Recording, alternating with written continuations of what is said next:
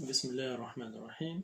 Donc, dans cette partie de vidéo, on va répondre à des interrogations, à des attaques classiques contre l'islam, dans ce cas précis, faites par Dimitri Horis dans un commentaire sur une vidéo qui expose en fait les preuves de la non-divinité de Jésus-Christ, que la paix et bénédiction soient sur lui, à partir de la Bible dont croient les chrétiens eux-mêmes. Donc, Dimitri Horis a fait une attaque qui est classique. En fait, c'est concernant le mariage au prophète. Donc, le mariage du prophète Mohammed sallallahu alayhi wa sallam, paix et bénédiction soit sur lui, avec Aïcha, que la paix soit sur elle. Et donc c'est une attaque classique dont on a répondu dans la vidéo précédente, et donc dont j'aimerais m'excuser pour ne pas avoir téléchargé en fait le reste des deux autres parties. Je vais le faire prochainement. J'ai été un petit peu, disons, chargé avec le travail, et en plus je suis un petit peu enrhumé, je suis malade. Mais en tout cas, dans la vidéo que j'ai mis en ligne, il y a la réponse, mais en langue anglaise, une réponse détaillée concernant la propagande vis-à-vis du mariage avec Aïcha radhiyallahu anha. Mais de toute façon, moi je vais rapidement répondre concernant cette allégation. Donc le prophète sallallahu alayhi wa sallam, tout d'abord il faut mettre en compte, bien sûr dans cette réponse, la perspective par rapport aux trinitariens, les chrétiens, ou vous pouvez les appeler comme vous voulez, la réponse par rapport aux athées, d'accord, et la réponse par rapport à la perspective des musulmans eux-mêmes, bien sûr. Donc, il faut rappeler que Aïcha radhiyallahu anha a été la seule vierge que le prophète s'est marié avec. Donc, puisque vous dites que c'est un pédophile, donc c'est un prophète, donc il peut faire tout simplement ce qu'il veut. Donc, si il voulait avoir des centaines de concubines, ou comme vous pouvez les appeler, qui sont dans l'âge est inférieur à l'âge de maturité sexuelle, il pourrait tout simplement l'avoir fait. Mais bien sûr, il ne l'a pas fait. Secondo, en fait, aucun ennemi, ni arabe, païen, ni juif, ni chrétien, à l'époque du prophète sallallahu alayhi wa sallam, n'a exploité l'événement du mariage pour attaquer le prophète sallallahu alayhi wa sallam. Pourquoi ? Parce qu'en fait, c'était tout simplement tout à fait normal donc d'avoir de tels mariages. Non. Et bien sûr, là, je ne parle pas de mariage avec des filles qui ont un âge inférieur à l'âge de maturité sexuelle, parce que c'est tout à fait interdit dans l'islam.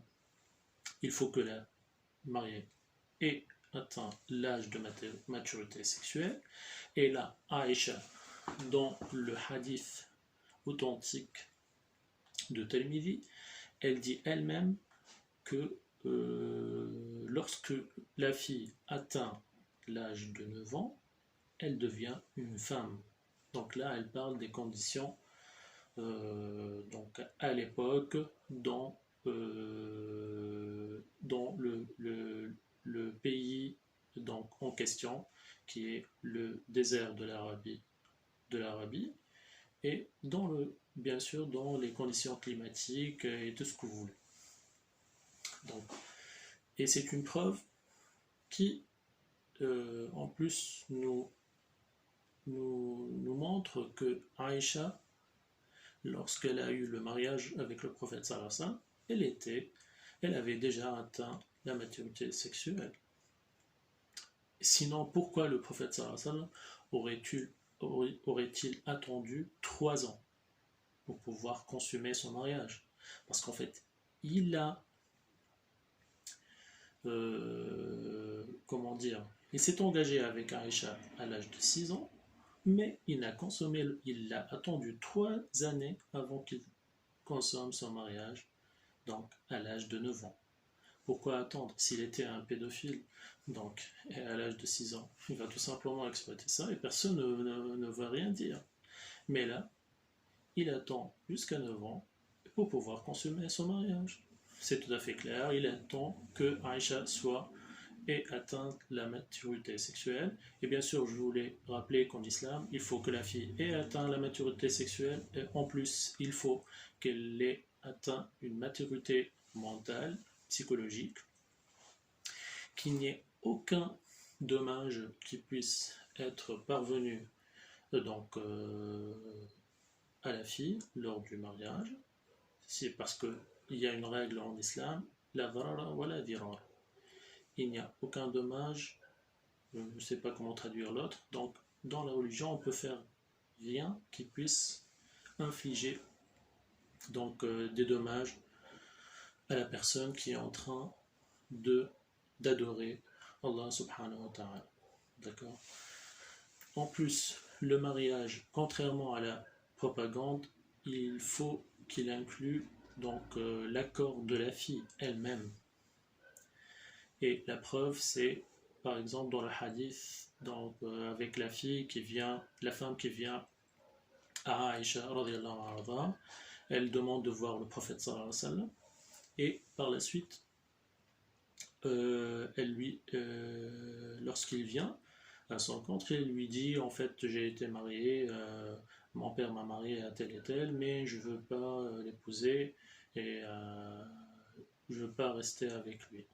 Donc le prophète sallallahu alayhi wa sallam lui donne le choix, il lui dit si tu veux tu annules le mariage, si tu veux tu restes avec lui. Et là il lui dit en fait j'ai pris ça comme une occasion pour montrer que la femme, elle a le choix en fait. D'accord? Et là, bien sûr, ça indique, encore une fois, que Aïcha avait tout simplement avait donné son accord, bien sûr.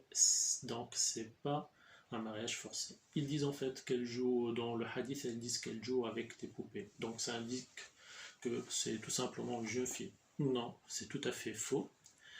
Parce qu'en fait, même aujourd'hui, à notre époque, et on ne parle même pas de leur époque, à notre époque, il y a des femmes de 20 ans, de 22 ans, même parfois de 30 ans, qui jouent toujours avec leur Barbie ou je sais pas quoi. Et ça montre pas qu'elles sont des jeunes femmes immatures qui n'ont pas le droit de se marier. C'est tout à fait faux. Donc, l'autre point dont on voulait parler, c'est en fait que l'âge de mariage était tout simplement normal à cette époque. Pourquoi? Parce que, et tout le monde, je parle de tout le monde, les athées, les païens, les chrétiens, tout ce que vous voulez, en fait, ils acceptaient ça. Pourquoi? Parce que l'âge, il y a plusieurs raisons en fait. Donc on va noter que en fait l'espérance de vie était beaucoup plus courte que maintenant. Donc il faut tout simplement exploiter sa durée de vie le plus tôt possible parce que la garantie de vivre quelques années plus tard est loin d'être présente. Donc se marier jeune, c'est tout à fait normal. En plus, là, bien sûr, on parle de pas n'importe qui, on parle d'une femme qui se marie avec le prophète sallallahu alayhi wa sallam, mais qui va par la suite donc être un pilier de l'islam. Et en effet, justement, si on dit que Aïcha était une victime de comment dire, d'une attaque sexuelle, etc., Comment ça se fait que par la suite, une telle victime, elle devient une véritable machine à soutenir l'islam et à le répandre donc comment dire, en éduquant les compagnons du prophète sallallahu alayhi wa sallam, donc on parle d'hommes et de femmes, concernant l'islam. Elle était tout simplement devenue l'un des plus grands, le mot en français, scholars en anglais, donc de l'islam. Donc, elle était une érudite, elle a transmis beaucoup de hadiths, donc, et on parle là après la mort du prophète sallallahu alayhi wa sallam. Donc, une victime de l'islam qui devient un leader de l'islam. Et c'est tout à fait pas logique. Et en plus, comment ça se fait qu'elle soit connue pour être jalouse, extrêmement jalouse par rapport au prophète sallallahu alayhi wa sallam. Elle aimait si fort qu'elle était même jalouse de Khadija, radiyallahu anha, la femme qui était morte, la femme du prophète sallallahu alayhi wa sallam, qui était en fait beaucoup plus âgée que le prophète et que le prophète aimait trop au regard d'Aïcha. Donc Aïcha était jalouse de Khadija, même si cette dernière était déjà morte. Donc une femme qui a été violée, et par la suite elle devient jalouse des autres femmes, c'est vraiment du n'importe quoi. Ce sont des allégations qui sont bidons, bien sûr. Et en plus, comme je disais, en fait, c'était tout à fait normal d'avoir un mariage aussitôt pour les femmes. En effet, vous trouvez ça dans les traditions des chrétiens eux-mêmes. Donc, par exemple, pour eux, Mariam, que la paix et bénédiction soit sur elle, la mère de Jésus, paix et bénédiction soit sur lui. Selon les chrétiens, elle s'est mariée à 12 ans avec Joseph, qui était à l'âge de 89 ou une chose comme ça, donc 89 ans. Donc la différence était très importante et pour eux c'était tout à fait normal. Mais en plus, là, on parle chez les chrétiens, il y a un truc qui est vraiment très important qu'il faut savoir.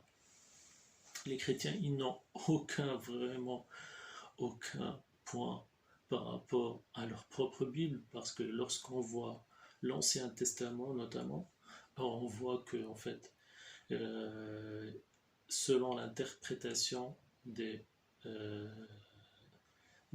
Juifs eux-mêmes concernant l'Ancien Testament, il y a eu, lors de l'attaque commandée selon eux bien sûr par Dieu,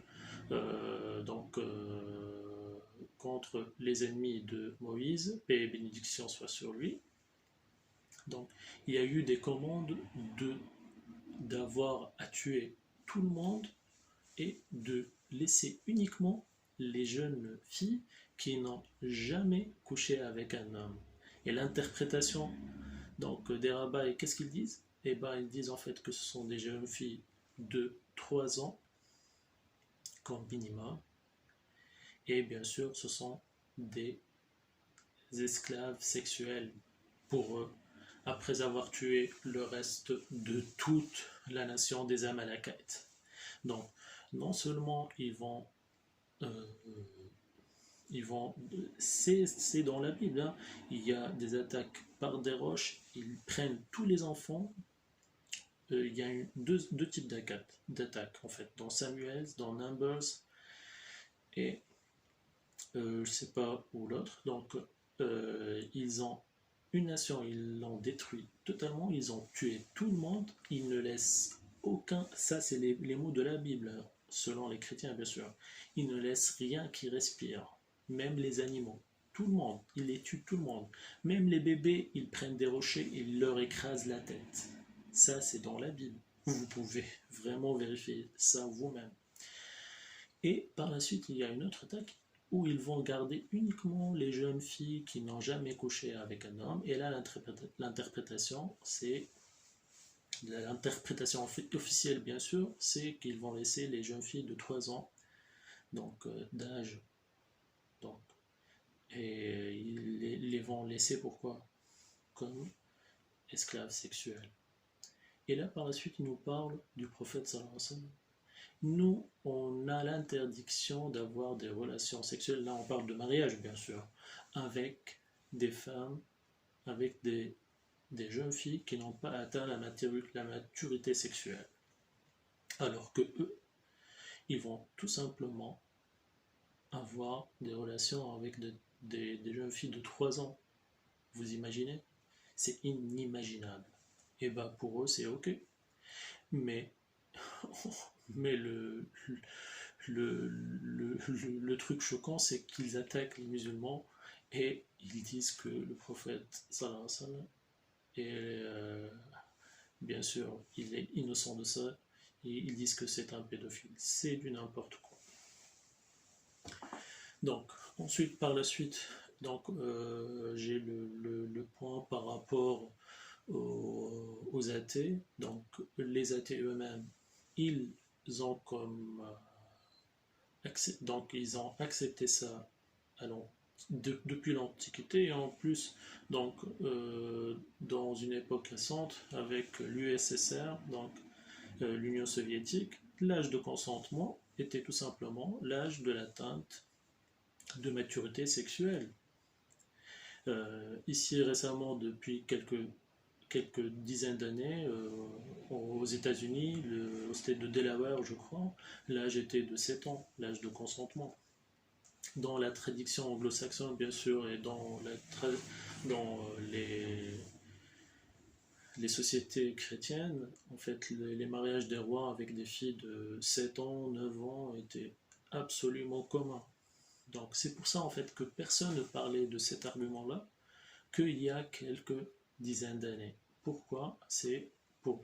Parce qu'en fait, ils savent très bien que les gens, ils ont changé de perception, et donc ils ne se rappellent bien tout simplement pas de l'histoire correctement, et donc ils ont essayé de prendre ce point pour attaquer l'islam.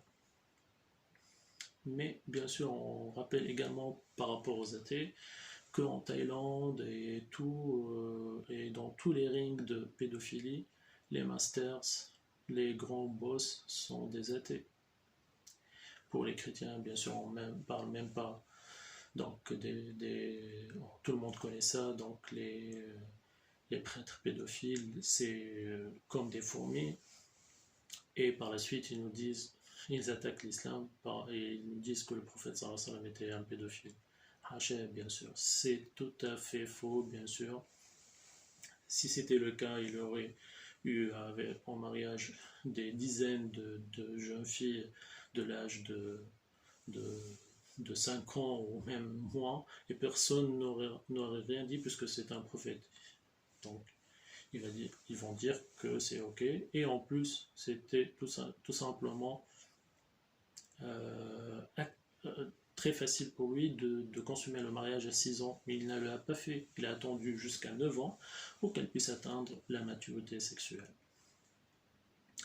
Donc, il y a beaucoup d'autres détails, donc beaucoup d'autres arguments que je peux, beaucoup de preuves que je peux apporter et qui refutent catégoriquement donc cette propagande anti-islam.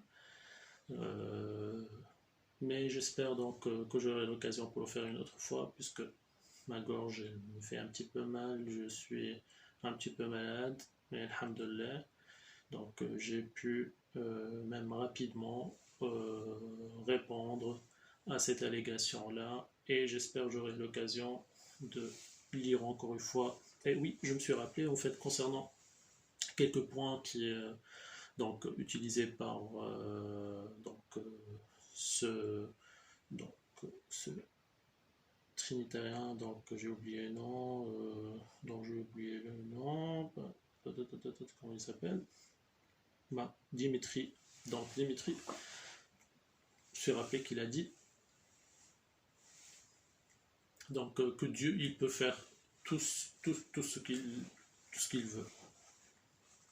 Et c'est pour ça en fait qu'il y a eu l'incarnation, et nous on ne peut pas comprendre Dieu, on a l'esprit trop faible pour le comparer, donc on ne pourra jamais comprendre comment Dieu incorpore trois éléments, le Père, le Fils et le Saint-Esprit. Et donc là je lui ai dit, alors comment ça se fait que Jésus dans la Bible il dit que personne ne connaît l'heure du jugement dernier, ni lui, donc ni le Fils, ni les anges, ni aucune personne en fait. Sauf, on dit bien sauf, il a bien dit sauf, le Père, il connaît l'heure. Donc, pourquoi il n'a pas dit le Saint-Esprit, il connaît l'heure? Puisque vous dites que en fait Jésus est sans preuve, bien sûr, sans aucune preuve de la Bible, mais pour pouvoir justifier ce qu'il dit, pour pouvoir justifier en fait les centaines de preuves, les dizaines de preuves dans la Bible elle-même qui pointent le fait que Jésus n'est pas Dieu. Mais donc il dit c'est parce qu'il est humble, parce qu'il se fait humble pour montrer l'exemple, sans aucune preuve bien sûr. C'est pour ça qu'il dit qu'il ne connaît pas là. Mais c'est du n'importe quoi. Et lorsque j'ai fait le point, pourquoi il n'a pas dit le Saint-Esprit? Le Saint-Esprit aussi, il veut se faire humble, c'est pour ça qu'il marche sur la terre. Le Saint-Esprit ne va pas marcher sur la terre. En plus, le Saint-Esprit, d'après vous, il donne les informations. Alors comment ça se fait que Jésus, il dit, personne ne connaît l'heure, ni le Fils, ni les anges, personne, sauf le Père. Pourquoi il n'a pas dit sauf le Père et le Saint-Esprit? Là, Dimitri, t'as ignoré ce point-là, et on sait très bien pourquoi, parce que tu ne peux pas répondre. Et en plus, là, tu dis, en fait, Dieu, il peut faire tout. C'est pour ça qu'il est devenu un homme, il a marché avec nous sur Terre. Mais c'est le même, tu te rends compte, en fait, c'est la même idéologie qui ont les hindous, les hindous, donc ils disent que Krishna et je sais pas quel en fait c'est l'incarnation de Dieu, et donc pour pouvoir accomplir sa mission dans la terre il s'est incarné, et par la suite lorsqu'il y a eu d'autres problèmes sur terre après Krishna, donc il y a eu une réincorporation d'un autre Dieu, etc.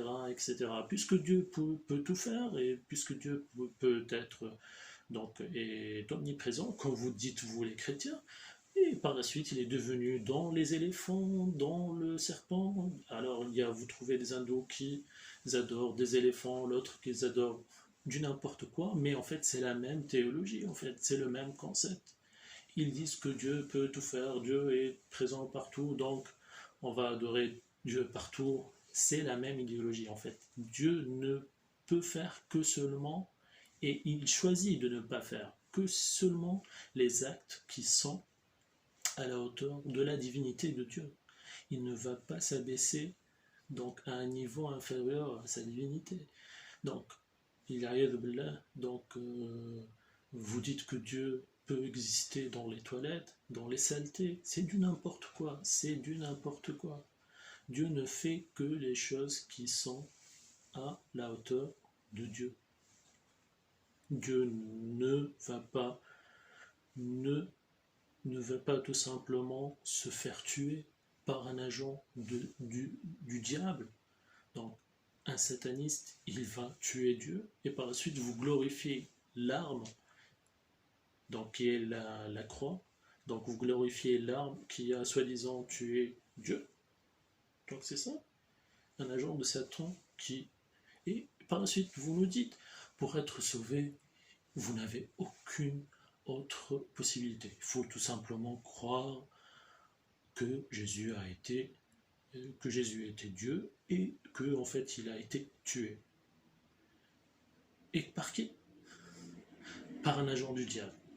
Donc un agent du diable, il a gagné une créature qui est en plus une créature donc qui bat son créateur. Donc une créature qui est un agent du diable et qui a battu Dieu. Et donc, si vous croyez ça, vous êtes sauvé.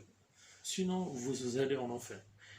Vous vous rendez pas compte. Et en plus, il faut glorifier cette arme-là, la croix, pour pouvoir être sauvé.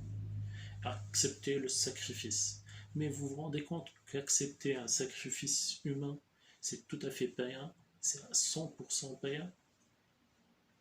Par la suite, Dimitri, je me rappelle, il a parlé de la Kaaba, il y a Hubal et je sais pas qui, mais c'est du n'importe quoi.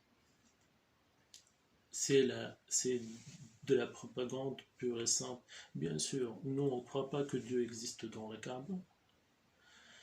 Et on n'adore pas la Kaaba elle-même, c'est tout simplement un rite, on tourne autour de la Kaaba, c'est la direction de prière, c'est tout. Et euh, Abraham, donc Ibrahim, que la paix et bénédiction soit sur lui, lui aussi il a détruit des idoles. Donc, par la suite, vous nous dites donc le prophète sallallahu alayhi wa sallam, ils adorent ces idoles-là. Non, il les a détruits lui-même. Donc, et en plus, c'est une occasion. Les idoles que tu as mentionnées, Hubal, etc., etc., tu sais, c'est qui? Sont des hommes qui étaient des hommes, de bons hommes, en fait, comme vous les appelez, c'est pas la même connotation, mais des saints, entre guillemets, donc ce sont des gens qui adoraient Dieu. Et par la suite, après leur mort, petit à petit, le diable est venu taper dans les esprits des personnes qui étaient faibles mentalement et leur disait, pour pouvoir se rappeler de cet exemple d'homme qui adorait Dieu, pourquoi vous ne faites pas de représentation et vous allez tout simplement vous rendre près de ces représentations pour vous rappeler donc de leur exemple de sagesse, etc. Et petit à petit, il leur dit, en fait, ce sont des représentations de Dieu lui-même. Donc c'est un lien qui vous permet d'atteindre Dieu. Donc au lieu de prier Dieu, vous pouvez tout simplement prier vers ces statues-là et ils vont vous rendre directement un accès rapide à Dieu. Et là, vous vous rendez compte que c'est le même truc qui s'est passé avec vous. Maintenant, vous mettez des statues de Jésus et vous priez. Et en plus, donc, vous avez fait des prophètes donc, de ces hommes-là, comme pour les anciens qui ont fait pour Hubal, etc., sont des hommes qui n'avaient rien à faire avec le polythéisme, mais par la suite, les gens, ils les ont transformés en symbole de polythéisme. Alors que eux, leur message était tout à fait contre le polythéisme. C'est la même chose avec Jésus-Christ, paix et bénédiction sur lui. Lui, il était un homme qui est en fait un exemple de vrai monothéiste. Il a appris à ses disciples le monothéisme vrai. Mais par la suite, en fait, des hommes qui ont vendu leur âme au diable, ils ont changé donc le message de Jésus-Christ, de Jésus-Christ en un message de polythéisme. Et c'est tout à fait maintenant reconnu par les historiens non chrétiens que ce sont des falsifications. La Bible est maintenant, quand vous parlez, lorsque vous parlez à un professeur, par exemple, comme professeur Herman Barth, qui a fait le livre Misquoting Jesus, best-seller selon le New York Times, donc il va vous dire que la Bible contient tout simplement de nombreuses falsifications. En fait, le Nouveau Testament, la plus récente le plus récent des manuscrits du Nouveau Testament, il date de 70 ans après la mort de Jésus-Christ, la mort entre guillemets bien sûr, de Jésus-Christ. Donc, aucun de ces auteurs-là, Marc, Luc, etc., n'a vécu avec Jésus-Christ et n'a vécu avec Jésus-Christ. On ne parle même pas de l'Ancien Testament, là, le plus récent des manuscrits, c'est 1000 ans après Moïse et bénédiction sur lui. Donc, je vous remercie en tout cas pour avoir eu tout simplement la bonté de regarder cette vidéo jusqu'à la fin. N'oubliez pas de toucher, de s'abonner bien sûr, et j'espère d'avoir l'occasion de répondre plus tard en faisant une autre vidéo, de compléter la réponse par rapport à ce commentaire-là. Je m'excuse parce que je suis un petit peu malade, encore une fois, je vous rappelle, mais de toute façon, je remercie Dieu, alhamdoulilah, parce que j'ai eu la possibilité de faire cette vidéo, et j'espère que cela va vous aider par rapport à vos interrogations. Merci encore une fois et passez une très bonne nuit.